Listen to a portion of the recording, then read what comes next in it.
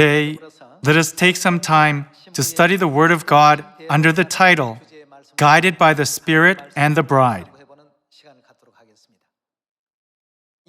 In other words, this title means, let us now live a life of obedience in accordance with the Word of God. Let us see the words in Revelation chapter 14, verse 1.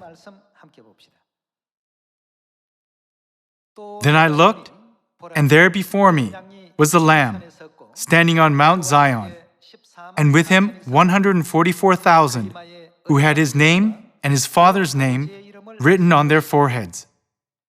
And I heard a sound from heaven, like the roar of rushing waters, and like a loud peal of thunder.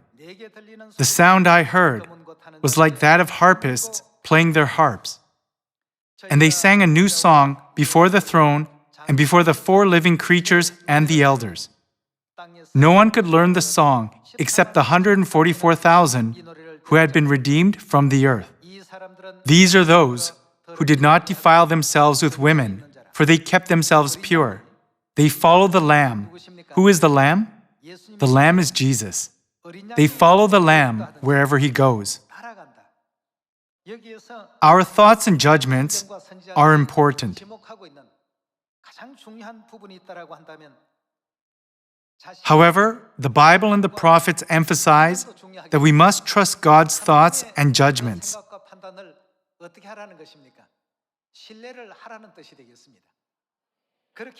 Only when we trust God's thoughts and judgments can we follow Him wherever He goes. Doesn't God see the end from the beginning and lead the salvation work of mankind?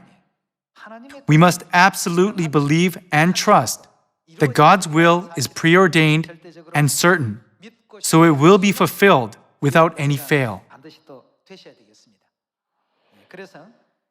That is why Jesus came to this earth to guide His children, who are the crown princes of the kingdom of heaven, not just with words, but through His living examples.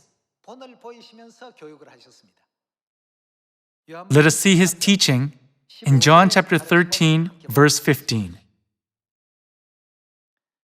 I have set you an example, that you should do as I have done for you. He said that He set us an example. Then, wouldn't every path that Jesus walked as an example also be the path of faith that we should walk? From praying earnestly and preaching diligently, to having compassion on those who are in difficult situations, we should learn all these things from Jesus and follow the path He has set as an example for us. Now, let us find out how Jesus showed the example of obedience to His children in Hebrews chapter 5. Let's read Hebrews chapter 5, verse 8. Although He was a son, He learned obedience from what He suffered, and, once made, what did He become through His obedience? Perfect. Everyone, in order for us to be made perfect in faith, we can say that the most important thing we need in this process is obedience. Obedience must come from a sincere heart with correct and true faith. If it is done reluctantly, with the thought, I don't want to do this, God said He is not pleased with those actions. Instead, let us become the children of Zion who are always thankful and obedient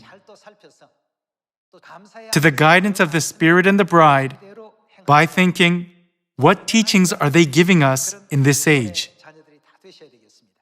With this, let me conclude today's sermon. Thank you very much.